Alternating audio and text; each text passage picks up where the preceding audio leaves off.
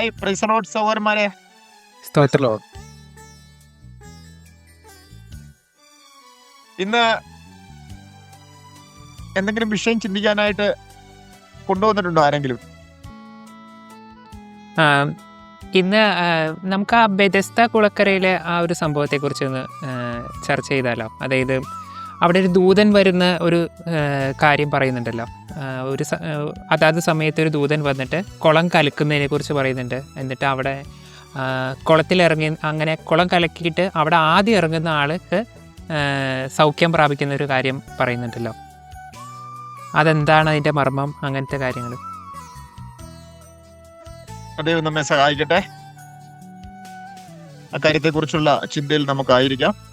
നമുക്കൊരു നിമിഷം പ്രാർത്ഥിക്കാം. ഞങ്ങളുടെ സ്വർഗീയ പിതാവേ, ഞങ്ങളുടെ വചനത്തിനായിട്ട് സ്തോത്രം. വചനങ്ങളിൽ അവിടുന്ന് വെളിപ്പെടുത്തി തരുന്ന ഓർത്ത് ഞങ്ങൾ സ്തോത്രം ചെയ്യുകയാണ്. ഞങ്ങളിപ്പോൾ കേട്ടതുപോലെ ദൈവമേ, യോഹന്നാൻ എഴുതിയ സുവിശേഷം 5-ാം അധ്യായത്തില് ബെഥസ്ത കുളക്കടവിലെ രോഗസൗഖ്യം അതെന്താണ് ഞങ്ങളെ പഠിപ്പിക്കുന്നതെന്ന് കർത്താവിനെ കേൾക്കുവാനായി ആഗ്രഹിക്കുന്നു. ദൈവം ഞങ്ങളെ സഹായിക്കാൻ പോകുന്ന ഓർത്ത് സ്തോത്രം. യേശു കർത്താവിന്റെ വിലയേറിയ നാമത്തിൽ തന്നെ പിതാവേ. ആമേൻ. അപ്പൊ നമുക്കറിയാം, ഈ സംഭവം യോഹന്നാൻ എഴുതിയ സുവിശേഷത്തിന്റെ 5-ാം അധ്യായത്തില് അത് രേഖപ്പെടുത്തിയിട്ടുണ്ട്. ഒരു 9 വാക്യം നമുക്ക് അവിടെ വായിക്കാനായിട്ട് കഴിയും. 38 ആണ്ടുകളായിട്ട് രോഗസൗഖ്യം പ്രാപിക്കുവാനായിട്ട് ഒരു ദൂതൻ വെള്ളം ഇളക്കുന്നത് കാത്തു കിടക്കുന്ന ഒരു മനുഷ്യൻ. ഈ സ്ഥലത്തിന് ഒരു പ്രത്യേകതയുണ്ട്. ഈ സ്ഥലം യെരൂശലേമിന്റെ മതിലിലുള്ള വാതിലുകളിൽ ഒരു വാതിൽക്കലാണ് ഈ സംഭവം നടക്കുന്നത്. അതിന് ആട്ടുവാതിൽ എന്നാണ് അവിടെ പേര് പറഞ്ഞിരിക്കുന്നത്. അവിടെ ബെഥസ്ത എന്ന എബ്രായ പേരിൽ അറിയപ്പെടുന്ന ഒരു കുളം ഉണ്ട്. ഈ കുളത്തിൽ ഒരു ദൂതൻ ഇറങ്ങി ഓരോരോ സമയങ്ങളിൽ വെള്ളം കലക്കുമ്പോൾ ആദ്യം ഇറങ്ങുന്ന മനുഷ്യന് സൗഖ്യം വരും എന്ന് അവിടെ രേഖപ്പെടുത്തിയിരിക്കുന്നു. ഉവ്വ്. അവിടെ ധാരാളം ആളുകള് ഈ വെള്ളത്തിന്റെ ഇളക്കം കാത്തുകൊണ്ട് കേൾക്കുന്നുണ്ട് എന്ന് അവിടെ രേഖപ്പെടുത്തിയതിൽ നിന്ന് നമുക്ക് മനസ്സിലാക്കാൻ കഴിയുന്നുണ്ട്. എന്നാൽ ഇങ്ങനെ ഒരു സംഭവം നമുക്ക് പഴയ നിയമം വായിക്കുകയാണെങ്കിൽ കണ്ടെത്താനായിട്ട് പറ്റില്ല. പഴയ നിയമത്തിൽ നമുക്ക് യെരൂശലേമിന്റെ മതിലുകളിലുള്ള 10 വാതിലുകളെ കുറിച്ച് കണ്ടെത്താനായിട്ട് കഴിയും. അതിൽ ആദ്യത്തെ വാതിലാണ് ആട്ടുവാതിൽ എന്ന് പറയുന്നത്. അത് ആടുകളെ യെരൂശലേമിലേക്ക്, അതായത് ദേവാലയത്തിലേക്ക് യാഗം കഴിക്കുവാനും മറ്റുമായിട്ട് കൊണ്ടുപോകുന്ന വഴിയാണത്. എന്നാൽ അവിടെ 5 മണ്ഡപങ്ങൾ, അതിന് 5 മണ്ഡപങ്ങളുടെ ഇടയിലായിട്ട് ഒരു കുളമുണ്ട്. ആ കുളത്തിലാണ് ഈ കാര്യങ്ങൾ നടക്കുന്നത്. പഴയ നിയമം വായിക്കുന്ന ഒരാൾക്ക് ഇങ്ങനെ ഒരു സംഭവം നമുക്കിവിടെ കാണാൻ പറ്റില്ല. പുതിയ നിയമത്തിലേക്ക് വരുമ്പോൾ ഒരു പുതിയ കാര്യമാണ് അവിടെ നമ്മളെ പറഞ്ഞ് മനസ്സിലാക്കുന്നത്. വാസ്തവത്തിൽ നമുക്കറിയാം, ന്യായപ്രമാണ പുസ്തകം നമ്മൾ വായിക്കുമ്പോൾ സങ്കീർത്തനങ്ങളില് 119 അവിടെ ഇങ്ങനെ പറയുന്നുണ്ട്. അതിന്റെ 18-ാമത്തെ വാക്യത്തിലാണ്, നിന്റെ ന്യായപ്രമാണത്തിലെ അത്ഭുതങ്ങളെ കാണുവാൻ ഞങ്ങളുടെ കണ്ണുകളെ തുറക്കണമേ. അപ്പൊ ന്യായപ്രമാണത്തില് ഇത്തരത്തിലുള്ള ചില അത്ഭുത കാര്യങ്ങളുണ്ട്. ഇനി നമ്മൾ അതിനെക്കുറിച്ചാണ് ചിന്തിക്കാനായിട്ട് പോകുന്നത്. ഇവിടെ നമുക്കറിയാം, 2 വിധത്തിലുള്ള ഇടപെടലാണ് അവിടെ നമുക്ക് കാണാൻ കഴിയുന്നത്. ആദ്യത്തേത് ഒരു വ്യവസ്ഥയ്ക്ക് വിധേയമായിട്ട് രോഗസൗഖ്യം ലഭിക്കുന്ന മനുഷ്യൻ. എന്നാൽ രണ്ടാമത്തേത് യാതൊരു വ്യവസ്ഥകളുമില്ലാതെ, വ്യവസ്ഥകളില്ല എന്നല്ല, മറിച്ച് പുതിയൊരു വ്യവസ്ഥ അവിടെ സ്ഥാപിച്ചുകൊണ്ട് സൗഖ്യം കൊടുക്കുന്ന ഒരു കാര്യപരിപാടി. ഈ 2 കാര്യങ്ങളാണ് നമുക്കിവിടെ കാണാനായിട്ട് കഴിയുന്നത്. ആദ്യത്തേതിൽ ഒരു ദൂതൻ വെള്ളം കലക്കുമ്പോൾ ആദ്യം ഇറങ്ങി സൗഖ്യം പ്രാപിക്കുക എന്നുള്ളതാണ് അവിടുത്തെ വ്യവസ്ഥ. രണ്ടാമത്തെ സൗഖ്യത്തില് അങ്ങനത്തെ ഒരു വ്യവസ്ഥ നമ്മൾ കാണുന്നില്ല. പ്രധാനമായിട്ടും നമ്മൾ കാണുന്നത് അവിടെ യേശുക്രിസ്തുവിന്റെ സാന്നിധ്യമാണ്. യേശുക്രിസ്തു ആ മനുഷ്യനോട് ചോദിക്കുന്നു. അപ്പോൾ ആ മനുഷ്യൻ തന്റെ ദയനീയാവസ്ഥ പറയുകയാണ്. അതായത്, പ്രഭു, വെള്ളം ഇളക്കുമ്പോൾ എന്നെ അതിൽ ഇറക്കുവാനായിട്ട് ആരുമില്ല. എന്നാൽ കർത്താവ് ആ മനുഷ്യനോട്, വെള്ളം ദൂതൻ കലക്കുമ്പോൾ ഞാൻ നിന്നെ ഇറക്കാമെന്നോ മറ്റാരെങ്കിലും ഇറങ്ങുന്നതിന് മുൻപ് നിന്നെ സഹായിക്കാമെന്നോ യേശു ആ മനുഷ്യനോട് പറയുന്നില്ല. സാധാരണഗതിയിൽ നമ്മളൊക്കെ ആണെങ്കിൽ അങ്ങനെയാ ചെയ്യുക. ഒരു മനുഷ്യനെ സഹായിക്കാനായിട്ട് ആരുമില്ലെന്ന് കണ്ടാൽ ആ കാര്യത്തിൽ ഞാൻ നിങ്ങളെ സഹായിക്കാം എന്ന് പറയുക ചെയ്യുക. അതാണ് അവിടെ തുടരുന്ന ഒരു വ്യവസ്ഥ. എന്നാൽ യേശു കർത്താവ് അങ്ങനത്തെ ഒരു വ്യവസ്ഥ, ആ വ്യവസ്ഥയിൽ ഈ മനുഷ്യനെ സഹായിക്കുന്നതായിട്ട് നമുക്ക് കാണാൻ കഴിയുന്നില്ല. എന്നാൽ ഒരു പുതിയ വ്യവസ്ഥ അവിടെ യേശു കർത്താവ് കാണിച്ചു തരികയും ചെയ്തു. എന്നാൽ വാസ്തവത്തിൽ ഇത് എന്താണ് സംഭവം? അവിടെ നമുക്കറിയാം ഇതൊരു അത്ഭുതമാണ്. എന്നാൽ ഇത് യേശുക്രിസ്തുവിന്റെ ഒരു സാക്ഷ്യമാണ്. യേശുക്രിസ്തുവിന്റെ ഈ സാക്ഷ്യം ഇത് എബ്രായർക്ക് എഴുതിയ ലേഖനത്തിലാണ്.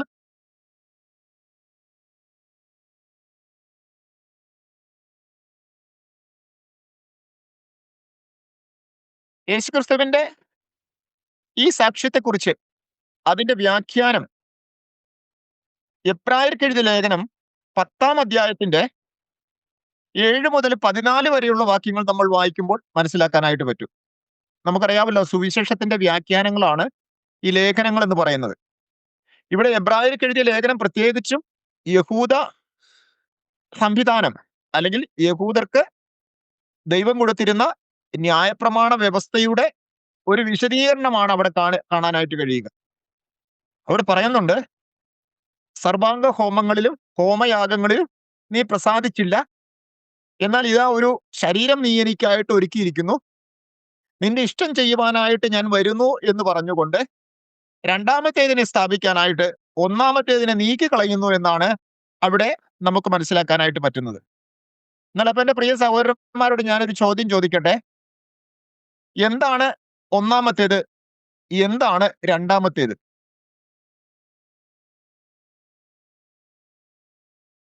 ഒന്നാമത്തേത് ന്യായപ്രമാണത്തിലൂടെയുള്ള ഒരു നീതീകരണവും, രണ്ടാമത്തേത് ക്രിസ്തു യേശുവിലെ വിശ്വാസത്താലിലൂടെയുള്ള ഒരു നീതീകരണവും. അത് കറക്റ്റ് ആണ്. അതായത് ഒന്നാമത്തെ വ്യവസ്ഥയെ കുറിച്ച് നമ്മൾ പറയുകയാണെങ്കിൽ നമുക്കറിയാം, ഈ ന്യായപ്രമാണ വ്യവസ്ഥയെ കുറിച്ച് ഞാൻ അല്പ കാര്യങ്ങൾ പങ്കുവയ്ക്കാം. അതായത് വിശ്വാസത്തിലേക്ക് കടന്നു വരുന്നത് യഹൂദന്മാരുമുണ്ട്, ജാതികളായിട്ടുള്ള മനുഷ്യരുമുണ്ട്. എന്നാൽ യഹൂദന്മാര് ഈ ന്യായപ്രമാണം അറിയുന്നവരാണ്. ന്യായപ്രമാണം അറിയുന്ന മനുഷ്യരാണ് അവര്. കാരണം അവര് യഹൂദ വ്യവസ്ഥ അനുസരിച്ച് അവരുടെ രാജ്യത്ത് യഹൂദ കുടുംബങ്ങളിൽ ജനിച്ച് യഹോവയുടെ ന്യായപ്രമാണ വ്യവസ്ഥ പഠിച്ചു വരുന്നവരാണ്.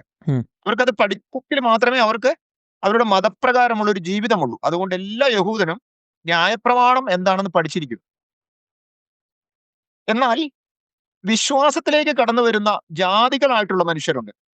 അവർക്ക് യഹോവയുടെ ന്യായപ്രമാണം എന്താണെന്ന് അറിയത്തില്ല, അവരത് പഠിച്ചിട്ടില്ല, അവർ അങ്ങനെ ഒരു നിയമവ്യവസ്ഥയുടെ കീഴിൽ ജീവിച്ചവരുമല്ല. അപ്പോൾ യേശുക്രിസ്തുവിനുള്ള വിശ്വാസത്താൽ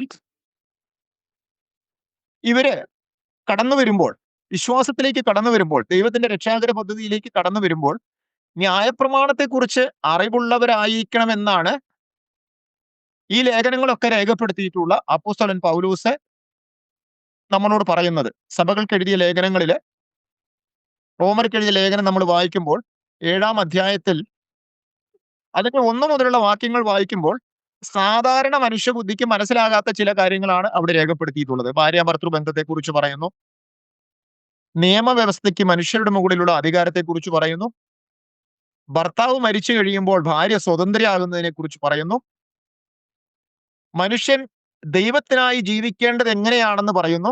ഇത് പെട്ടെന്ന് മനുഷ്യർ വായിച്ചാല് പെട്ടെന്ന് മനസ്സിലാക്കാൻ പറ്റുന്ന കാര്യങ്ങളല്ല അവിടെ രേഖപ്പെടുത്തിയിട്ടുള്ളത്. അവിടെ 1-ാം വാക്യം പറയുന്നത്, ന്യായപ്രമാണം അറിയുന്നവരോടല്ലോ ഞാൻ സംസാരിക്കുന്നത്.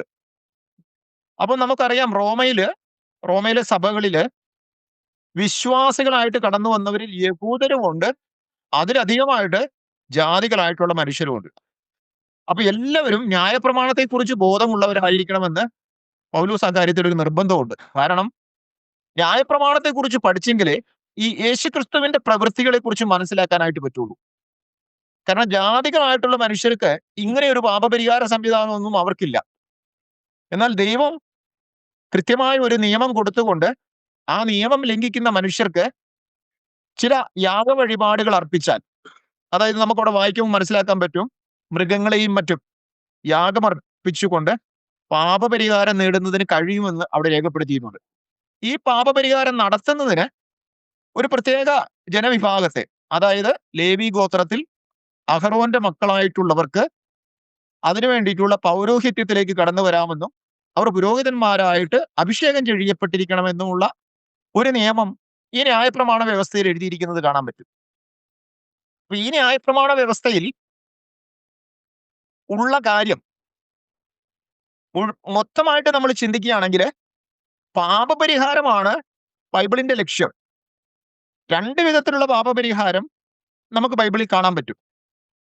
ഏത് ബൈബിൾ എടുത്താലും, സത്യവേദ പുസ്തകമാകട്ടെ, POC ബൈബിൾ ആകട്ടെ, ഈ മറ്റേത് ബൈബിൾ എടുത്താലും ഇതിലെല്ലാം മുഖ്യമായിട്ടുള്ള പരാമർശം എന്ന് പറയുന്നത് മനുഷ്യന്റെ പാപപരിഹാരമാണ്.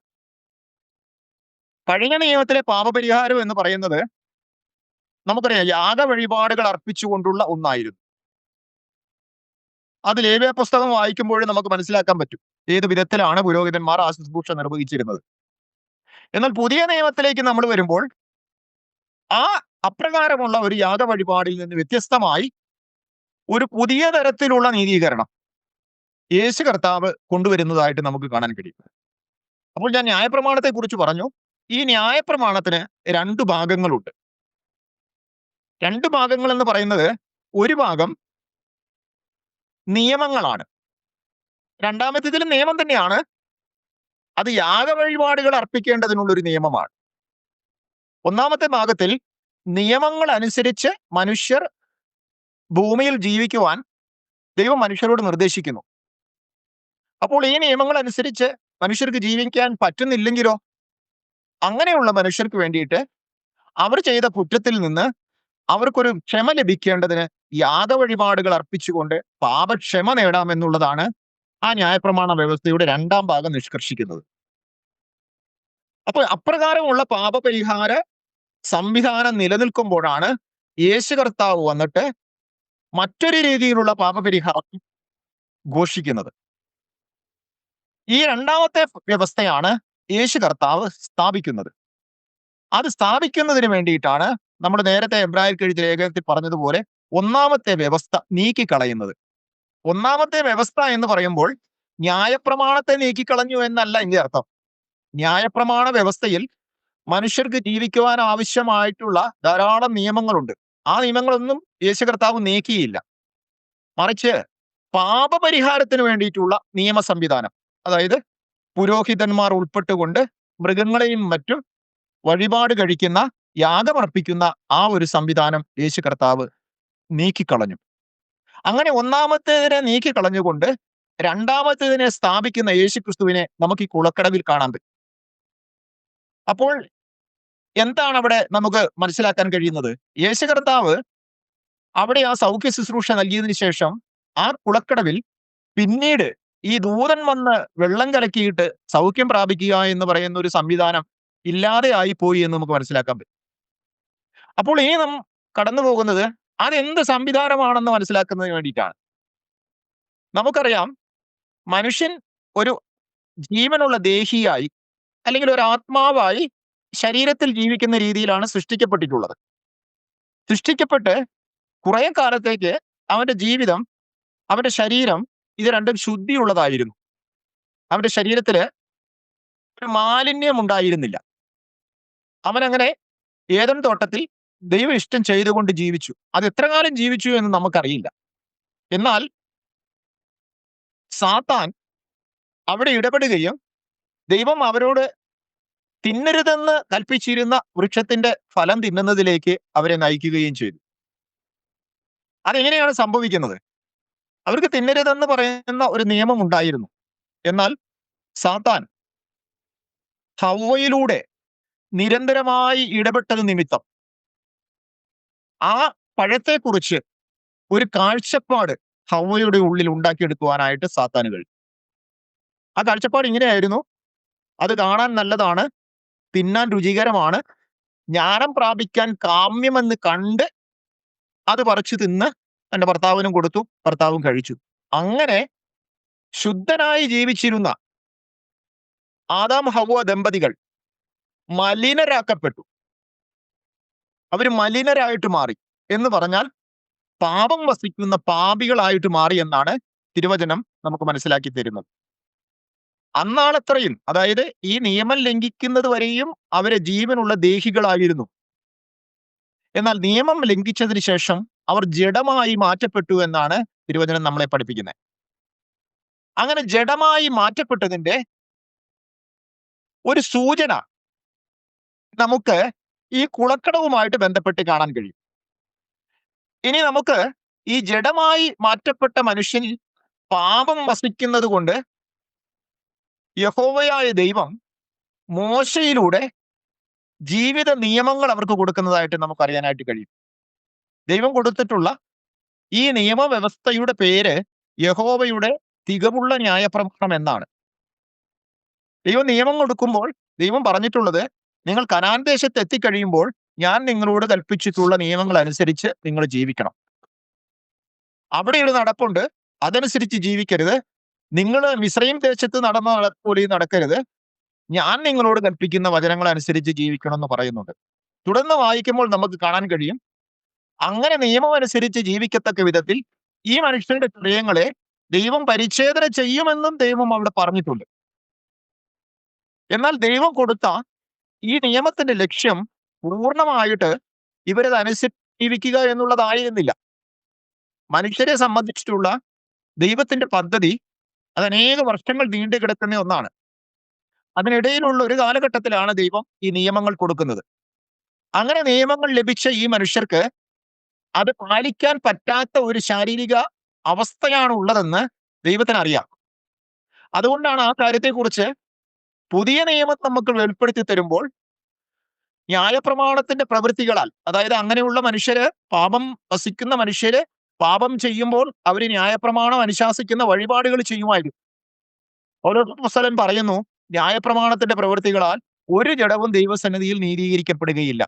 ന്യായപ്രമാണത്താൽ പാപത്തെക്കുറിച്ചുള്ള ബോധം പരിജ്ഞാനം കിട്ടുന്നത്, അതായത് മനുഷ്യനിൽ പാപം വസിക്കുന്നുണ്ടെന്ന് മനസ്സിലാവാൻ ദൈവം ബോധം വരുത്തുന്നു.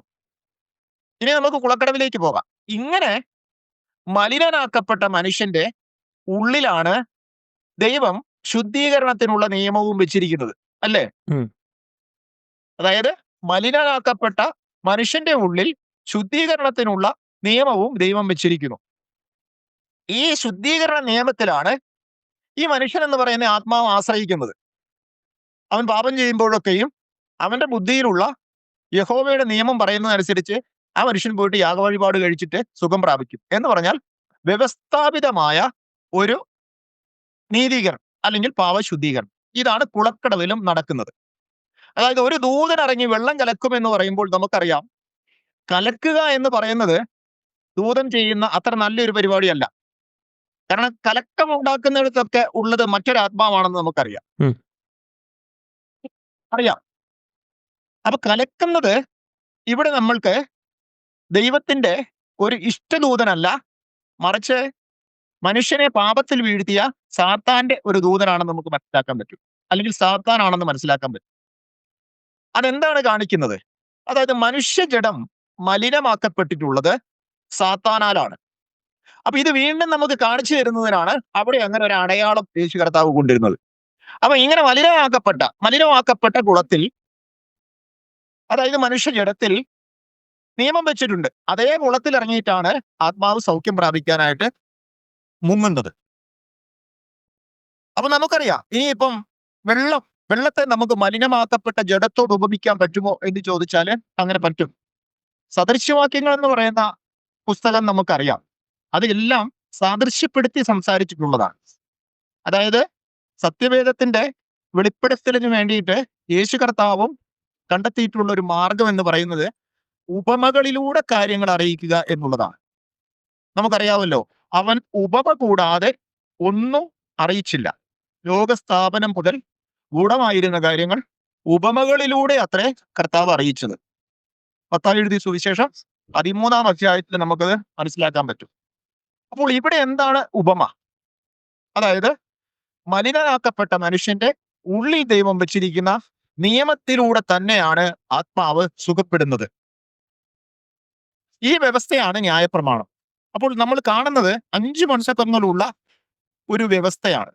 അതായത് മോശയുടെ 5 പുസ്തകങ്ങളാണ് നമുക്ക് ന്യായപ്രമാണ വ്യവസ്ഥ എന്താണെന്ന് പഠിപ്പിച്ചു തരുന്നത്. ആ ന്യായപ്രമാണ വ്യവസ്ഥയിലാണ് മനുഷ്യൻ സുഖപ്പെടുന്നത്. അങ്ങനെ മലിനനാക്കപ്പെട്ട മനുഷ്യൻ കുളത്തിലിറങ്ങി മുങ്ങുമ്പോൾ സുഖം പ്രാപിക്കുന്നു എന്ന് പറയുന്നത് ന്യായപ്രമാണ വ്യവസ്ഥയുടെ പാപപരിഹാര വ്യവസ്ഥയിൽ ഒരു മനുഷ്യൻ ആശ്രയിച്ച് നീതീകരിക്കപ്പെടുന്നതിനെയാണ്. എന്നാൽ ആ കാര്യം അങ്ങനെ നിലനിർത്തുവാനായിട്ട് ദൈവം ആഗ്രഹിക്കുന്നില്ല. കാരണം മനുഷ്യനിൽ പാപം അവശേഷിക്കും എന്നുള്ളതാണ് അതിന്റെ ഒരു പ്രത്യേകത. സൗഖ്യപ്പെടുന്ന മനുഷ്യന്, അല്ലെങ്കിൽ നമുക്കറിയാം യാഗവഴിപാടുകൾ അർപ്പിച്ച് നീതീകരണം പ്രാപിക്കുന്ന മനുഷ്യന് ഒരിക്കലും സൽഗുണപൂർണത വരുന്നില്ല എന്നാണ് എബ്രായർക്കെഴുതിയ ലേഖനം പറയുന്നത്. സൽഗുണപൂർണത വരുന്നില്ല. എന്തുകൊണ്ടാണ്? അവരിൽ പാപം വസിക്കുന്നുണ്ട്. പാപം വസിക്കുന്നത് കൊണ്ട് അവർ പാപം ചെയ്യുവാൻ നിർബന്ധിക്കപ്പെടുന്നു. പൗലോസ് അപ്പോസ്തലൻ പറയുന്നുണ്ട്, ഞാൻ നന്മ ചെയ്യാൻ ആഗ്രഹിക്കുന്നുണ്ട്, പക്ഷെ ഞാൻ ആഗ്രഹിക്കുന്ന നന്മ ചെയ്യുന്നില്ല. അങ്ങനെ സംഭവിക്കുന്നുവെങ്കിൽ അത് ചെയ്യുന്നത് ഞാനല്ല, എന്നിൽ വസിക്കുന്ന പാപം അത്രേ. അപ്പൊ ന്യായപ്രമാണത്തിന് കീഴിലായ ഒരു മനുഷ്യൻ പാപം ചെയ്താൽ ഉടനെ തന്നെ യാഗവഴിപാടുകൾ അർപ്പിക്കാനായിട്ട് പോകാം. എന്നാൽ ദൈവത്തിന് ഈ കാര്യം നിർത്തൽ ചെയ്യുകയും വേണം. ഒരിക്കലും മനുഷ്യൻ അങ്ങനെ തുടർമാനമായിട്ട് യാഗം അർപ്പിച്ചുകൊണ്ടിരിക്കുവാനായിട്ട് ദൈവം ആഗ്രഹിക്കുന്നില്ല. ദൈവം അവന് പൂർണ്ണമായ ഒരു ശുദ്ധീകരണം നൽകുവാനായിട്ട് ആഗ്രഹിക്കുന്നു. ഇപ്രകാരമുള്ള ഒരു പൂർണ്ണ ശുദ്ധീകരണമാണ് അവിടെ 38 ആണ്ടായിട്ട് കിടക്കുന്ന മനുഷ്യന് അവിടെ ലഭിക്കുന്നത്. ഇനി ആ മനുഷ്യനെ കുറിച്ച് നമുക്ക് നോക്കാം. ആ മനുഷ്യൻ യേശുവിനോട് പറയുകയാണ്. അപ്പൊ ആ മനുഷ്യൻ കിടക്കുന്ന കാലത്തെ കുറിച്ച് നമുക്കറിയാം. ആ മനുഷ്യൻ പറയുന്നു, എന്നെ കുളത്തിലിറക്കുവാൻ ആരുമില്ല. യേശു മനുഷ്യനോട് പറയുന്നു, നിന്റെ കിടക്കയെടുത്ത് നടക്കുക. അപ്പൊ അപ്പുറത്ത് വേറൊരു വിധത്തിലുള്ള സൗഖ്യ സംവിധാനങ്ങൾ അനുഭവിക്കുവാനായിട്ട് വന്ന മനുഷ്യനാണ്. അതായത് ന്യായപ്രമാണ വ്യവസ്ഥയിലൂടെ നീതീകരണം പ്രാപിക്കുവാനായിട്ട് വന്ന മനുഷ്യനാണ്. പക്ഷെ പെട്ടെന്ന് ഒരു ദിവസം ആ വ്യവസ്ഥയെ മാറ്റിവെച്ചുകൊണ്ട് പുതിയൊരു വ്യവസ്ഥ തുറക്കുന്ന യേശു ക്രിസ്തുവിനെയാണ് നമുക്ക് അവിടെ കാണാൻ പറ്റും. അപ്പൊ യേശു പറയുകയാണ്, നിന്റെ കിടക്കയെടുത്ത് നടക്കാം. ആ മനുഷ്യൻ ഉടനെ എഴുന്നേറ്റ് തന്റെ കിടക്കയെടുത്ത് ആ ജനത്തിന്റെ മധ്യത്തിലേക്ക് മാറിപ്പോയി. കുറച്ച് സമയം കഴിഞ്ഞ് കാണില്ല, അപ്പോഴത്തേക്കും അവിടെയുള്ള ആളുകൾ വന്നിട്ട് ഈ മനുഷ്യൻ എങ്ങനെയാ സൗഖ്യം പ്രാപിച്ചതെന്ന് ഒരു അന്വേഷണം നടത്തിയിട്ടുണ്ടാവും. അപ്പോൾ യേശുക്രിസ്തുവിനെ കുറിച്ച് അറിയുവാനും എല്ലാ മനുഷ്യരും യേശുവിന്റെ അടുത്ത് ചെന്നിട്ട് രോഗസൗഖ്യം പ്രാപിക്കുവാനും ഇടയായി തീർന്നു. അതിനുശേഷം ആ കുളക്കടവില് അങ്ങനെയൊരു കാര്യം നടന്നിട്ടില്ല. അതിനെ യേശു കർത്താവ് നിർത്തൽ ചെയ്തു കളഞ്ഞു എന്ന് നമുക്ക് മനസ്സിലാക്കാൻ പറ്റും. അപ്പൊ യേശുക്രിസ്തു ഇങ്ങനെയൊരു പുതിയ വ്യവസ്ഥ സ്ഥാപിക്കുന്നു. അപ്പോൾ ഇനി മനുഷ്യന്റെ ജഡം മലിനമാക്കപ്പെട്ടത് ഈ പഴയ നിയമത്തിൽ എവിടെയെങ്കിലും എഴുതിയിട്ടുണ്ടോ എന്ന് ചോദിച്ചാല്, നമ്മൾ സദൃശ്യവാക്യം വായിക്കുമ്പോൾ അതിന് 25-ാം അധ്യായത്തിന്റെ 26-ാമത്തെ വാക്യത്തില്, ദുഷ്ടന്റെ മുൻപിൽ കുലുങ്ങിപ്പോയ നീതിമാൻ കലങ്ങിയ കിണറ്റിനും മലിനമായ ഉറവിനും സമം. മലിനമാക്കപ്പെട്ട ഉറവിനും സമം എന്നാണ് അവിടെ രേഖപ്പെടുത്തിയിരിക്കുന്നത്. അപ്പൊ വാസ്തവത്തിൽ ആദാം ഒരു നീതിമാനായിരുന്നു. ആദിയിൽ അവൻ അങ്ങനെയാ ജീവിച്ചത്. പക്ഷെ അവൻ ദുഷ്ടന്റെ മുമ്പിൽ കുലുങ്ങിപ്പോയി. അന്ന് മുതൽ എന്ത് സംഭവിച്ചു? അവന്റെ ജഡം കലങ്ങി മറിഞ്ഞ ഒരു കിണർ പോലെയാണ്. അവന്റെ ഉറവ് അല്ലെങ്കിൽ ഹൃദയം എന്ന് പറയുന്നത് മലിനമാക്കപ്പെട്ട ഒന്നാണ്. നമുക്കറിയാമല്ലോ, ജഡം കലങ്ങിയതാണ്. അതുകൊണ്ടാണ് മനുഷ്യൻ ഈ ജഡത്തിൽ നിന്ന് ജഡത്തിന്റെ പ്രവൃത്തികൾ പുറപ്പെടുവിക്കുന്നു. ഉറവ് മലിനമാണ്. അതുകൊണ്ടാണ് മനുഷ്യൻ തന്റെ ഹൃദയത്തിൽ നിന്ന് എല്ലാവിധത്തിലുള്ള തിന്മ പ്രവൃത്തികളും പുറപ്പെടുവിക്കുന്നത് നമുക്കറിയാം. അങ്ങനെ മനുഷ്യ ഹൃദയത്തിൽ നിന്ന് ശരീരത്തിലൂടെ മനുഷ്യന്റെ പാപപ്രവൃത്തികൾ വ്യാപിക്കുന്നു. ഇതിനെയാണ് നമ്മൾ കലങ്ങിയ വെള്ളമായിട്ട് കാണിച്ചു തരുന്നത്. അതായത് മോശയുടെ ന്യായപ്രമാണത്തിൽ നമുക്ക് കാണാൻ കഴിയുന്നത്, മോശയുടെ ന്യായപ്രമാണം സൗഖ്യം നൽകുന്നത് ഇത്തരത്തിലുള്ള ഒരു മനുഷ്യനാണ്. ഇത്തരത്തിൽ ഒരു പ്രത്യേക രീതിയിലായിത്തീരുന്ന മനുഷ്യന് ഒരു വ്യവസ്ഥാപിതമായ നിയമത്തിലൂടെ സൗഖ്യം നൽകുന്നു. എന്നാൽ യേശു കർത്താവ് നൽകുന്നത് മറ്റൊരു വ്യവസ്ഥയാണ്. ആ മനുഷ്യൻ കേട്ട മാത്രയിൽ യേശുവിൽ വിശ്വസിക്കുകയാണ് ചെയ്തത്. യേശു പറഞ്ഞത് ആ മനുഷ്യൻ അനുസരിക്കുകയാണ് ചെയ്തത്. ഉടനെ ആ മനുഷ്യന് ചിലപ്പോൾ ഈ 38 വർഷം കിടന്നപ്പോൾ അദ്ദേഹം പലപ്പോഴായിട്ട് സ്വന്തം ഒന്ന് എഴുന്നേക്കാൻ ശ്രമിച്ചിട്ടുണ്ട്. കാരണം അദ്ദേഹം പറയുന്നുണ്ട്, എനിക്ക് എഴുന്നേറ്റ് പോയിട്ട് വെള്ളത്തിൽ ഇറങ്ങാൻ പറ്റില്ല, എന്നെ സഹായിക്കാനും ആരുമില്ല. എന്നാൽ യേശുവിന്റെ വാക്ക് കേട്ടിട്ട് ആ മനുഷ്യൻ എഴുന്നേറ്റ് തന്റെ കിടക്കിയെടുത്തുകൊണ്ട് പോയി എന്നുള്ളതാണ്. അതാണ് യേശുക്രിസ്തുവിലുള്ള വിശ്വാസം. ഒരു പുത്തൻ വ്യവസ്ഥയായിട്ട് ഒരു പൂർണ്ണമായ പാപപരിഹാരം നൽകുന്നു എന്നുള്ളതാണ് ഈ സന്ദേശത്തിൽ നിന്ന് നമുക്ക് മനസ്സിലാക്കാനായിട്ട് കഴിയുന്നത്. നമുക്കറിയാം, ഈ സുവിശേഷങ്ങൾ നമ്മൾ വായിക്കുമ്പോൾ അത്ഭുതങ്ങൾ കാണാൻ പറ്റും, അടയാളങ്ങൾ കാണാൻ പറ്റും, പ്രവൃത്തികളും കാണാൻ പറ്റും. ഇതേപോലെ തന്നെയാണ് ശമരിയാക്കാരിയായ സ്ത്രീയുമായിട്ടുള്ള ഒരു സംഭാഷണത്തിൽ അതൊരു അടയാളമാണ്, അതൊരു സാക്ഷ്യമാണ്. ആ അടയാളത്തിൽ എന്താണുള്ളത്? അതും ഇതുപോലെ തന്നെയാണ്. 5 ഭർത്താക്കന്മാരുള്ള ഒരു സ്ത്രീ, മറ്റൊരു ഭർത്താവിന്റെ കീഴിൽ ജീവിക്കുന്ന സ്ത്രീ, ആ സ്ത്രീക്ക് ലഭിക്കുന്ന സ്വാതന്ത്ര്യം. അതായത് യാക്കോബ് കൊടുത്ത നീരുറവിൽ നിന്ന് അവരും അവരുടെ മക്കളും ഒക്കെ കുടിച്ചു പോകുന്നത് എന്ന് പറഞ്ഞാൽ, അവരും അവരുടെ മൃഗങ്ങളും മക്കളും എല്ലാം കുടിക്കുക എന്ന് പറഞ്ഞാൽ, അതായത് ഇസ്രായേൽ ജനതയും അവരുടെ മൃഗങ്ങൾക്കുമുള്ള നിയമങ്ങൾ യാക്കോബിന്റെ മക്കൾക്ക് ദൈവം കൊടുത്ത നിയമത്തിലുണ്ടെന്ന് കാണാൻ പറ്റും. അപ്പൊ ആ വ്യവസ്ഥ പ്രകാരമാണ് ഇവര് അത് കുടിച്ച് ജീവനിലേക്ക് മുന്നേറിക്കൊണ്ടിരിക്കുന്നത്. നമുക്കറിയാമല്ലോ, വെള്ളം കുടിച്ചില്ലെങ്കിൽ മനുഷ്യന്റെ ജീവൻ നഷ്ടപ്പെട്ടു പോകും. അപ്പൊ അവരാ വെള്ളം കുടിച്ച് ജീവനിലെ. എന്നാൽ യേശു കർത്താവ് ആ സ്ഥലത്ത് പ്രത്യക്ഷപ്പെടുകയും നീ വെള്ളം കുടിക്കുന്നവനെ ദാഹിക്കുകയും ചെയ്യും എന്ന് പറഞ്ഞുകൊണ്ട് പുതിയൊരു ദാഹം വരാത്ത ജീവജലത്തെക്കുറിച്ച് യേശു കർത്താവ് അവിടെ പങ്കുവെക്കുകയാണ്. അവിടെ നമുക്ക് കാണാൻ പറ്റും, നിലവിലിരുന്ന ഒരു വ്യവസ്ഥയെ മാറ്റിക്കൊണ്ട് രണ്ടാമതൊന്ന് സ്ഥാപിക്കുന്ന യേശു കർത്താവിനെ കാണാൻ പറ്റും. അതായത് നിലവിലുള്ള ന്യായപ്രമാണ വ്യവസ്ഥയിലൂടെയുള്ള ജീവൻ പ്രാപിക്കൽ എന്ന് പറഞ്ഞാൽ, മനുഷ്യ പാപം ചെയ്യുന്നു, നീതീകരണം പ്രാപിക്കുന്നു, പാപം ചെയ്യുന്നു, പാപക്ഷമ പ്രാപിക്കുന്നു, വീണ്ടും പാപം ചെയ്യുന്നു എന്ന് പറഞ്ഞാൽ തുടർമാനമായി സംഭവിച്ചുകൊണ്ടിരുന്ന ഈ കാര്യത്തിൽ നിന്ന് യേശുക്രിസ്തു എന്നേക്കുമായിട്ട് മാറ്റം വരുത്തുകയും എന്നിൽ ഉള്ളിൽ നിന്ന് ജീവജലത്തിന്റെ നദികൾ ഒഴുകുകയും ചെയ്യുമെന്ന് പറഞ്ഞു. അപ്പൊ മനുഷ്യരുടെ ഉള്ളിൽ നിന്ന് സാധാരണ ഒഴുകിക്കൊണ്ടിരിക്കുന്നത്, യേശു കർത്താവ് പറഞ്ഞു, മനുഷ്യന്റെ ഹൃദയം പാപപങ്കിലമാണ്. എങ്ങനെയെന്നാൽ ദുശ്ചിന്തയും കൊലപാതകവും വ്യഭിചാരവും പരസംഗവും ദൂഷണവും ഇങ്ങനെയുള്ള പാപങ്ങളെല്ലാം മനുഷ്യഹൃദയത്തിൽ നിന്ന് പുറപ്പെട്ടു വന്ന് മനുഷ്യനെ അശുദ്ധനാക്കുന്നു എന്ന് പറഞ്ഞു. യേശു പറയുകയാണ്, എന്നിൽ വിശ്വസിക്കുന്നവന്റെ ഉള്ളിൽ നിന്ന് ഇനി അങ്ങനത്തെ വരില്ല, മറിച്ച് ജീവജലത്തിന്റെ നദികൾ ഒഴുകും.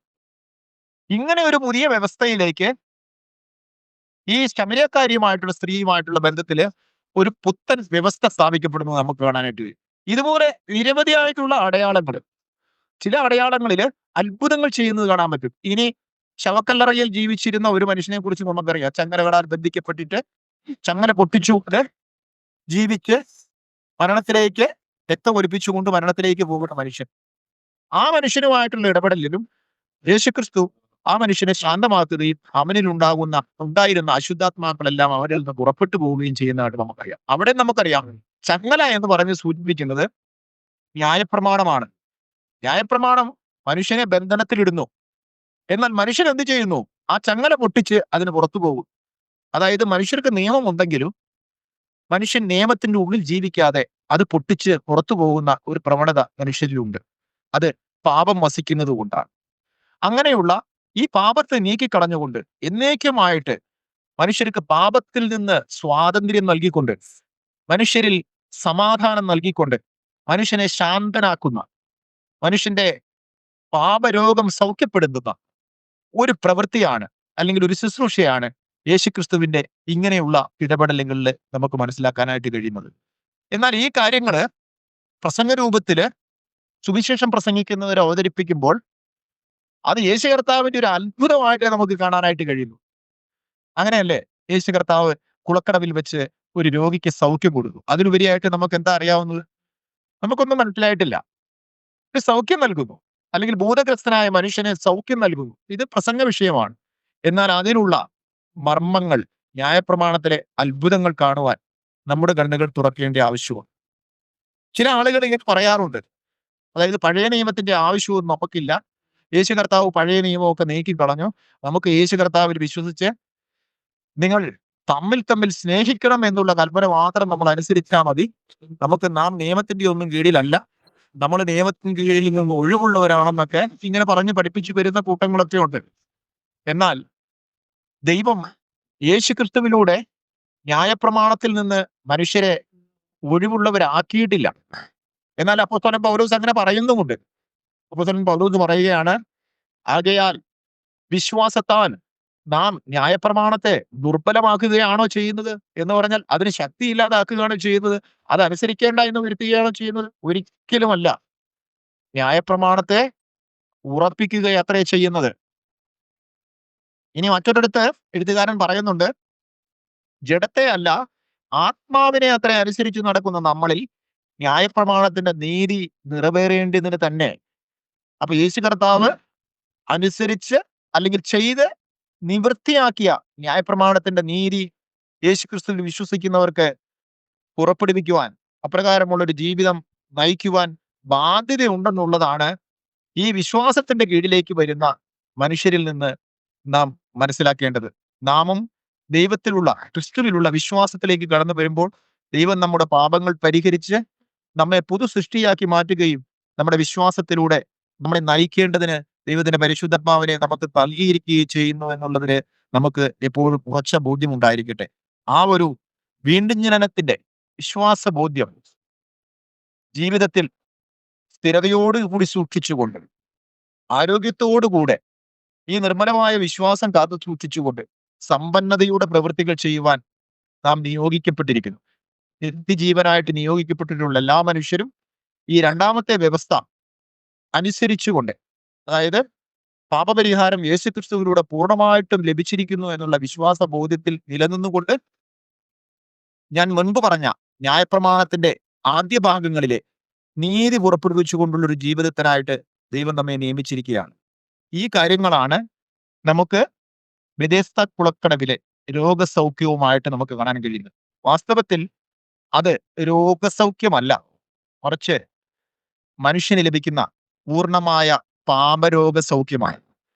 യേശുക്രിസ്തുവിൽ നിന്ന് പാപരോഗ സൗഖ്യം നേടുന്നവർക്ക് പിന്നീട് ആ സൗഖ്യത്തിന് വേണ്ടിയിട്ട് ചെയ്യേണ്ടതായിട്ട് വരില്ല. യാഗങ്ങളൊന്നും വിശ്വസിക്കേണ്ടതായിട്ട് വരില്ല. കാരണം മനുഷ്യൻ ഒരിക്കൽ വിശ്വസിച്ച് ക്രിസ്തുവിനോടുകൂടെ എന്റെ പഴയ മനുഷ്യൻ മരിച്ചു എന്നും പാപജഡത്തിലുള്ള ഞാൻ ക്രിസ്തുവേശുവിനുള്ളവനായി തീരുമ്പോൾ എന്റെ പാപജഡത്തെ അതിന്റെ രാഗമോഹങ്ങളോടും കൂടെ ക്രൂശിച്ചവനാണെന്നുള്ള വിശ്വാസം പുതിയ സൃഷ്ടിക്ക് ദൈവം കൊടുക്കുമ്പോൾ അത് യാക്കോബിന് ഒരു ചട്ടമായിട്ടും ഇസ്രായേലിന് നിത്യനിയമമായിട്ടും മാറുന്നു. ഇസ്രായേൽ എന്ന് പറഞ്ഞാൽ ദൈവത്തിന് പ്രിയപ്പെട്ടവനാണ്, ദൈവം വീണ്ടെടുത്തവനാണ്. ഇസ്രായേൽ എന്ന് നാമം സ്വീകരിച്ചിട്ടുള്ള വിശ്വാസികൾ ഈ നിയമം നിത്യനിയമമായി തന്നെ എന്ന് സൂക്ഷിച്ചുകൊണ്ട് മുന്നേറുവാൻ ദൈവത്തിന്റെ പരിശുദ്ധാത്മാവ് സഹായിക്കട്ടെ. നമ്മുടെയും ദൈവം വിളിച്ചു വേർതിരിച്ച് നിത്യതയ്ക്കായിട്ട് നിയമിച്ചിരിക്കുകയാണ്. ആ വിശ്വാസത്തിന്റെ വഴികളിൽ വിശ്വാസത്തിന്റെ പ്രവൃത്തികൾ ചെയ്തുകൊണ്ട് ജീവിക്കുവാൻ നമുക്കിടയായി തീരട്ടെ എന്ന് ആശംസിച്ചുകൊണ്ട്, ഈ കാര്യങ്ങളിൽ ഉള്ള ഒരു വ്യക്തത ഇപ്പോൾ ലഭിച്ചിരിക്കുന്നു എന്ന് ഞാൻ മനസ്സിലാക്കുകയാണ്. ഈ കാര്യത്തിൽ എന്തെങ്കിലും സംശയമുണ്ടെങ്കിൽ സഹോദരങ്ങൾക്ക് ചോദിക്കാവുന്നതാണ്. ദൈവം നമ്മെ സഹായിക്കട്ടെ. ഈ ഒന്നാമത്തേന് നീക്കി എന്ന് പറയൂലോ, ഒന്നാമത്തെ നിയമത്തിന് നീക്കി രണ്ടാമത്തേന് സ്ഥാപിച്ചു എന്ന് പറയുന്നുണ്ടല്ലോ. അതുപോലെ ന്യായപ്രമാണത്തിൽ നിന്ന് ഒഴിവുള്ളവരായിരുന്നു, അത് എന്താണ് അപ്പൊ ഉദ്ദേശിക്കുന്നത്?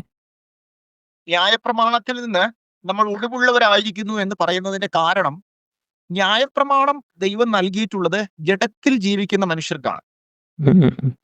അവന് ജഡത്തിൽ പാപം വസിക്കുന്നത് കൊണ്ട് ആ പാപം, അതായത് ഞാനല്ല എന്നിൽ വസിക്കുന്ന പാപമാണ് ഈ പ്രവൃത്തി ചെയ്യുന്നത് എന്ന് പറയുമ്പോൾ ആ പാപത്തെക്കുറിച്ച് ഒരു ബോധം വരുത്തുവാനായിട്ടാണ് ദൈവം നിയമം നൽകിയത്.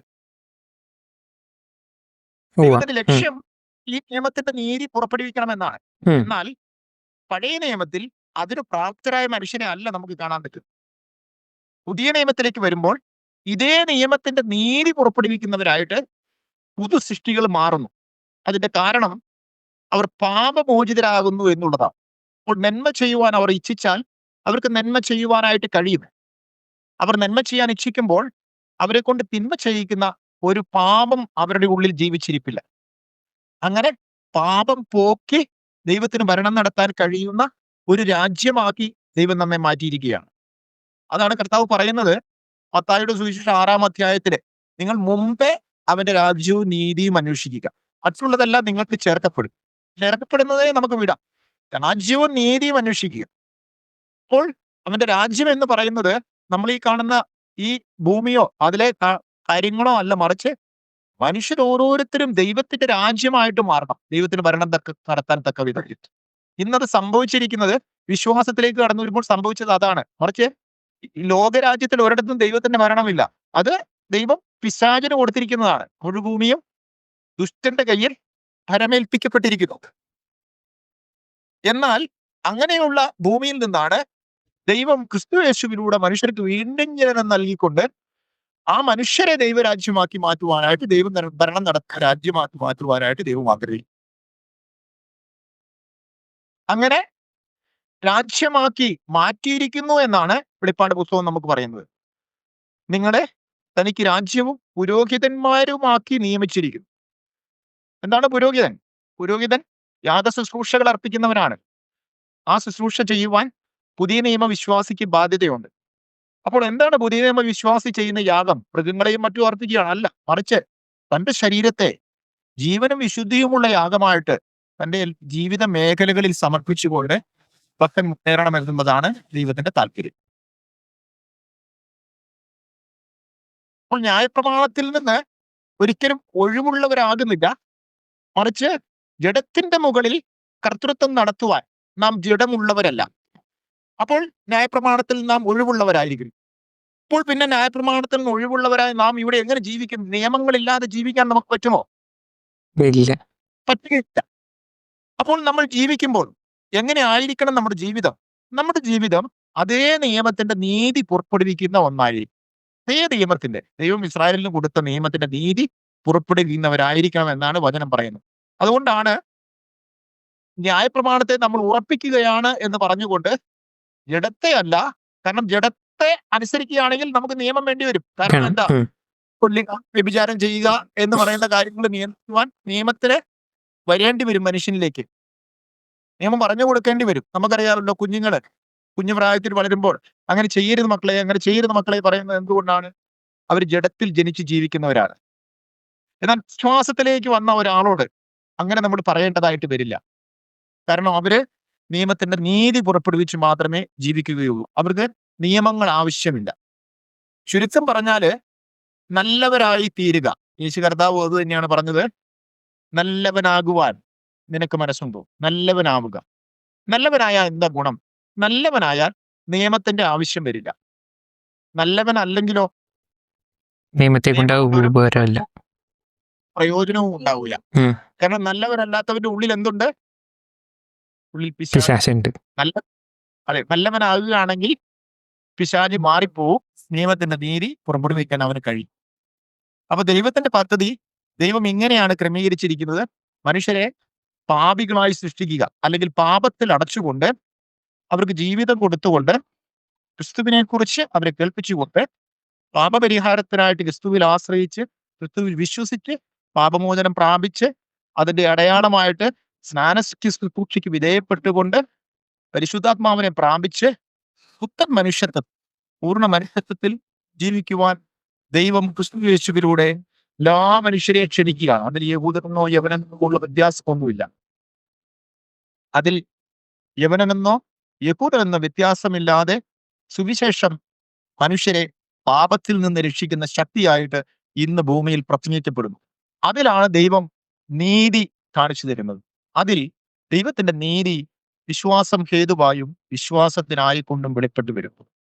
ഇങ്ങനെ വിശ്വാസത്തിലേക്ക് കടന്നു വരുന്ന മനുഷ്യരെല്ലാവരും ദൈവത്താൽ നീതീകരിക്കപ്പെട്ട് നീതിമാന്മാരായി തീരുമെന്നാണ് റോമർ 5:1 പറയുന്നത്. വിശ്വാസത്താൽ നീതീകരിക്കപ്പെട്ടിട്ട് നമുക്ക് ദൈവത്തോട് സമാധാനമുണ്ട്. ഇങ്ങനെ ദൈവത്തോട് സമാധാനം സ്വീകരിച്ചിട്ടുള്ള, അല്ലെങ്കിൽ നീതിമാന്മാരായി തീർന്നിട്ടുള്ള മനുഷ്യരെല്ലാവരും വിശ്വാസത്തിൽ ജീവിക്കണമെന്നാണ് ദൈവത്തിന്റെ തിരുവെഴുത്ത് നമ്മെ കേൾപ്പിക്കുന്നത്.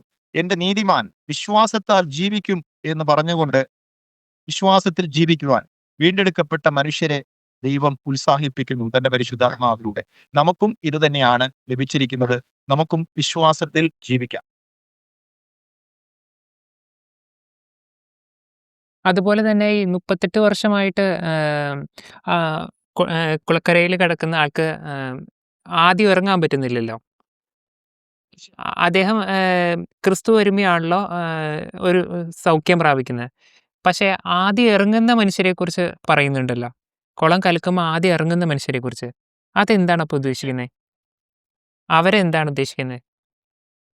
ഇവിടെ കാണുന്നത് ആ മനുഷ്യൻ പറയാണ്, നമുക്കറിയാം ദൈവത്തിന്റെ ലക്ഷ്യം എന്ന് പറയുന്നത് ഓരോ മനുഷ്യനും പാപമോചനം കൊടുക്കുക എന്നുള്ളതാണ്. ഉം. അപ്പോൾ അങ്ങനെ ഒരു സംഭവം പറയുന്നുണ്ടെങ്കിലും ദൈവത്തിന്റെ ലക്ഷ്യം ഒരു പ്രത്യേക വ്യക്തിയെ കേന്ദ്രീകരിക്കുന്ന നമുക്ക് കാണാൻ പറ്റുന്നത് അല്ലെ. അവിടെ കുളം കലക്കുമ്പോൾ ഇറങ്ങി സൗഖ്യപ്പെടുന്ന മനുഷ്യരുണ്ടെന്ന് പറഞ്ഞാൽ നമുക്കറിയാം, യാഗം അർപ്പിച്ചുകൊണ്ട് നീതീകരണം പ്രാപിക്കുന്ന മനുഷ്യർ അവിടെ ഉണ്ട്, വ്യവസ്ഥാപിതമായിട്ട് സൗഖ്യം പ്രാപിക്കുന്ന മനുഷ്യർ അവിടെ ഉണ്ട്. ഉം. അതാണ് ആ മനുഷ്യൻ പറയുന്നത്. ഞാൻ ഇറങ്ങുവാൻ ചെല്ലുമ്പോൾ എനിക്ക് മുമ്പായി മറ്റൊരുത്തൻ ഇറങ്ങുന്നു. അപ്പൊ ഇറങ്ങുമ്പോൾ ആ മനുഷ്യൻ സൗഖ്യം പ്രാപിച്ച് കയറി പോകുമല്ലോ. ഉണ്ട്. പക്ഷെ ഈ മനുഷ്യൻ പറ്റില്ല. ഈ മനുഷ്യന്റെ മുമ്പില് ഒരു തടസ്സം ഉണ്ടെന്നാണ് ആ മനുഷ്യൻ പറയുന്നത്. ഉം, ഉം, ഇനി ഉം. നമുക്ക് ആ മനുഷ്യനെ ശ്രദ്ധിച്ചാൽ എന്താണ് ആ മനുഷ്യന് സൗഖ്യം പ്രാപിക്കാൻ പറ്റാത്ത, വ്യവസ്ഥാപിതമായ പൂർണ്ണ സൗഖ്യം പ്രാപിക്കാൻ പറ്റാത്ത ഒരു അവസ്ഥ എന്താണ് ആ മനുഷ്യനിലുള്ളത്? അത് നമുക്ക് മനസ്സിലാക്കാം.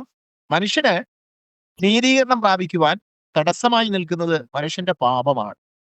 അങ്ങനെ ആ മനുഷ്യനിൽ ഒരു മനുഷ്യനെ കേന്ദ്രീകരിച്ചാണ് പിന്നീട് കാര്യം വരുന്നത്. ഉവ്വ. ഉം. ആണല്ലോ. ഉം, ഉം, ഉം. ഒരു വലിയ സംഭവം നടക്കുന്നുണ്ട്. പക്ഷെ ഒരു പ്രത്യേക വ്യക്തിയിലേക്ക് കേന്ദ്രീകരിക്കുന്നു. ആ വ്യക്തിക്ക് സൗഖ്യം പ്രാപിക്കുവാൻ പറ്റാത്ത തടസ്സത്തിൽ നിന്ന് യേശു ആ മനുഷ്യന് സൗഖ്യം നൽകും. ആ നിയമം അനുസരിക്കേണ്ട, ആ തടസ്സവും ഇല്ല. തീർച്ചയായിട്ടും നിയമം അനുസരിക്കേണ്ട തടസ്സവുമില്ല. തടസ്സം മാറുകയാണ്. എന്താണ്? ആ മനുഷ്യൻ നീതീകരിക്കപ്പെടുന്നതിന് മുൻപായിട്ട് ആ മനുഷ്യനുള്ള തടസ്സം, ആ തടസ്സം മാറ്റപ്പെടുകയും, അപ്പൊ ആ തടസ്സം മാറ്റപ്പെടുമ്പോ കണ്ടോ ആ മനുഷ്യന് പൂർണ്ണ സൗഖ്യമാണ് കിട്ടുന്നത്. ഉം, ഉം, ഉം. ശരിക്ക് എന്താണ് മനുഷ്യൻ ശുദ്ധീകരണം പ്രാപിക്കുന്നതിനുള്ള തടസ്സം? പാപമാണ്. ദൈവത്തോട്, തീർച്ചയായിട്ടും അതെ. അതായത് ദൈവത്തോട് ചേരുവാൻ മനുഷ്യന്റെ മുമ്പിൽ നിൽക്കുന്ന തടസ്സം എന്ന് പറയുന്നത് പാപമാണ്. അപ്പൊ അതൊരു ഉപമയാണ്.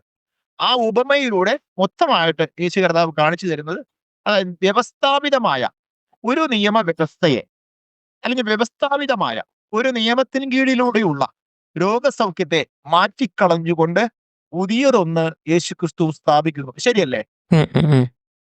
അതായത് വ്യവസ്ഥാപിതമായ ഒരു രോഗസൗഖ്യത്തെ മാറ്റിയിട്ട് യേശു കർത്താവ് പുതിയൊരു വ്യവസ്ഥ സ്ഥാപിക്കുന്നു. ഇതാണ് ഒന്നാമത്തേതിനെ നീക്കി കളഞ്ഞിട്ട് രണ്ടാമത്തേതിനെ സ്ഥാപിക്കും. അത്രേ ഉള്ളൂ. ആ കാര്യം പറയുവാനായിട്ടാണ് ഇങ്ങനൊരു സംഭവം 5 മണ്ഡപങ്ങളും മോശയുടെ ന്യായപ്രമാണത്തെയും ജഡീകനായ മനുഷ്യനെയും ആ ജഡത്തിൽ തന്നെ വെച്ചിരിക്കുന്ന ശുദ്ധീകരണ നിയമത്തെയും, എന്നാൽ മനുഷ്യൻ എന്ന് പറയുന്ന ഈ ജീവി പാപം മൂലം ശുദ്ധീകരണം തടസ്സപ്പെടുന്നവനാണെന്നും അവനെ സൗഖ്യമാക്കുവാൻ യേശുവിന് കഴിയുമെന്ന് പറഞ്ഞുകൊണ്ട് ന്യായപ്രമാണം ക്രിസ്തുവിങ്കിലേക്ക് മനുഷ്യനെ എത്തിക്കുന്നു. ശരിയല്ലേ? ഉവ്വ. ഉം. അപ്പോസ്തലൻ പൗലോസ് പറയട്ടെ, ന്യായപ്രമാണം ക്രിസ്തുവിങ്കിലേക്ക് നമ്മെ എത്തിക്കുവാൻ ന്യായപ്രമാണം ശിശുപാലകനായി ഭവിച്ചു. അപ്പൊ ന്യായപ്രമാണത്തിന്റെ ആ ശിശുപാലനത്തിന്റെ കീഴിലുള്ള കാര്യങ്ങൾ അപ്പുറത്ത് കാണും. എന്നാൽ ഇപ്പുറത്ത് ആ മനുഷ്യനെ യേശുവിങ്കിലേക്ക് എത്തിച്ച് സൗഖ്യം പ്രാപിച്ച് സ്വതന്ത്രനായി നടക്കുക എന്നുള്ളതാണ്.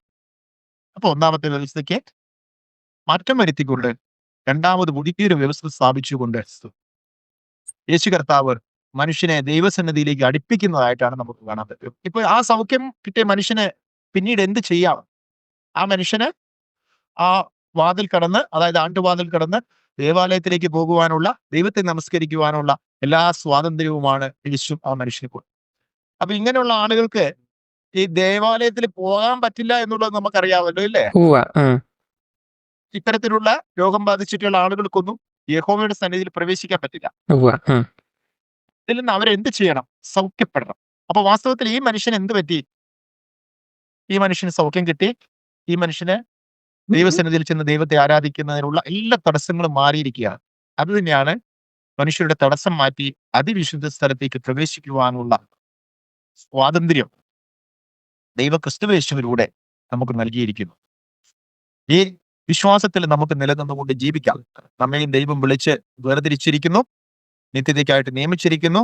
നമ്മുടെ വിശ്വാസത്തിൽ നമുക്ക് നിലനിൽക്കാൻ ദൈവം തന്നെ സഹായിക്കട്ടെ.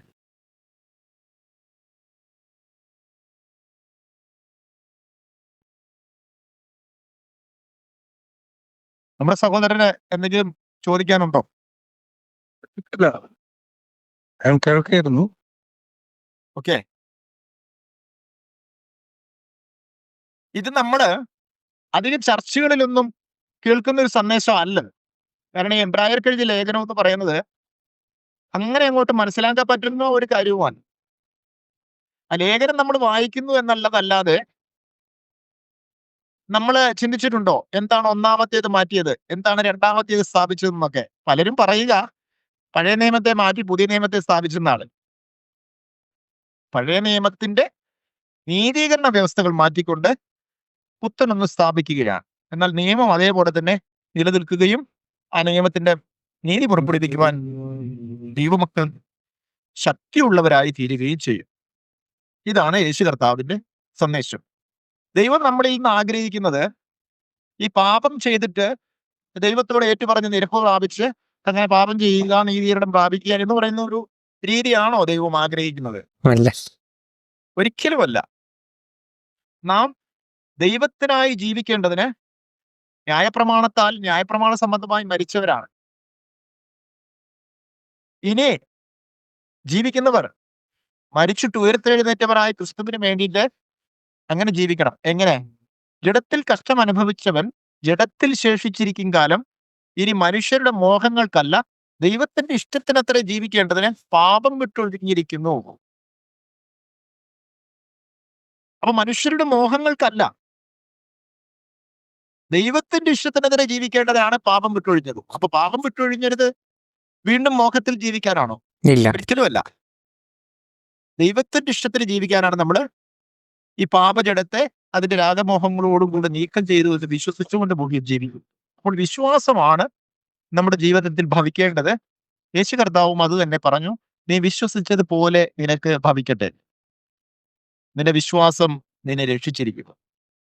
അങ്ങനെ രക്ഷിക്കപ്പെട്ട ഒരു അനുഭവം ജീവിതത്തിൽ സൂക്ഷിച്ചുകൊണ്ട് മുന്നേറുന്ന എല്ലാവർക്കും, വിശ്വാസത്തിൽ നിലനിൽക്കുന്ന എല്ലാവർക്കും, അപ്പോസ്തലൻ പറഞ്ഞതുപോലെ വിശ്വാസം കാത്തു എന്നാ പറയുന്നത്. വിശ്വാസം കാത്തുകൊണ്ട് ജീവിക്കുന്ന എല്ലാവർക്കും ദൈവത്തിന്റെ മഹത്വം കാണുവാൻ ഇടയായിത്തീരും. യേശു പറഞ്ഞു, നീ വിശ്വസിച്ചാൽ ദൈവത്തിന്റെ മഹത്വം കാണും. നമുക്കും അങ്ങനെ 5 കന്യകമാരെ പോലെ തള്ളപ്പെട്ടു പോകുവാനാണോ? 5 പേരെ പോലെ കർത്താവിന്റെ മണിയറയിൽ പ്രവേശിക്കുക എന്നുള്ളതാണോ നമുക്ക് കിട്ടേണ്ടത്? തീർച്ചയായിട്ടും കർത്താവിനോടൊപ്പം അവന്റെ രാജ്യത്തിൽ പ്രവേശിക്കുവാൻ നമുക്ക് വിശ്വാസം ഉണ്ടായിരിക്കണം. വിശ്വാസത്തിന്റെ പ്രവൃത്തികളും ചെയ്യുവാനായിട്ട് കഴിയണം. 5 കന്യകമാരെ സംബന്ധിച്ച് അത് ഉണ്ടായിരുന്നില്ല. പക്ഷെ കാഴ്ചപ്പാടില് അവര് കന്യകമാരെ പോലെ ആയിരുന്നു. എല്ലാ ആഴ്ചയിലും പള്ളിയിൽ പോകുമായിരുന്നു, മീശയൊക്കെ വടിച്ചു കളഞ്ഞ് പിന്നെ ആഭരണങ്ങളൊക്കെ ഊരിക്കളഞ്ഞ് അങ്ങനെയൊക്കെ ആയിരുന്നു. പക്ഷെ അവര് പോയില്ല. 5 പേരെ പോയുള്ളൂ. ഇവര് കാണാൻ കന്യകമാരെ പോലെയാണ്. 10 കന്യകമാരെന്നല്ലേ പറയുന്നത്. ആ 5 കന്യകമാരെ പോയുള്ളൂ എന്ന് പറഞ്ഞാൽ കാഴ്ചയിൽ ഒരു വിശ്വാസിയെ പോലെ ആയിരിക്കുന്നതല്ല, മറിച്ച് വിശ്വാസത്തിൽ ജീവിച്ച് വിശ്വാസത്തിന്റെ പ്രവൃത്തികൾ ചെയ്യുന്നവരായിരിക്കണം. ഇതുകൊണ്ടാണ് കർത്താവ് പറഞ്ഞത്, കർത്താവ് ഇനി ഭൂമിയിൽ വരുമ്പോൾ കാണേണ്ടത് കർത്താവ് എങ്ങനെയുള്ളവരെയാ കൊണ്ടുപോകുന്നതെന്ന് ചോദിച്ചാൽ വിശ്വാസത്തിൽ ജീവിക്കുന്നവരെയാ കൊണ്ടുപോവുക. അതാണ് എഴുത്തുകാരൻ ഇങ്ങനെ ചോദിക്കുന്നത്. കർത്താവ് പറയുന്ന കാര്യം ഇങ്ങനെ പറയുകയാണ്, മനുഷ്യപുത്രൻ ഭൂമിയിൽ വരുമ്പോൾ വിശ്വാസം കണ്ടെത്തുമോ? അപ്പൊ വിശ്വാസം കണ്ടെത്തിയാൽ എന്താ ഗുണം? വിശ്വാസമുള്ളവരെ കർത്താവ് കൊണ്ടുപോകും. അത്രേ ഉള്ളൂ. അപ്പൊ നമ്മളിലും നമുക്കും വിശ്വാസ ജീവിതം ഉണ്ടായിരിക്കുന്നത്. കർത്താവ് വരുമ്പോൾ എടുക്കപ്പെടുവാൻ തക്കവണ്ണം വിശ്വാസത്തോടെ പ്രത്യാശയോടെ നമുക്ക് ജീവിക്കാം.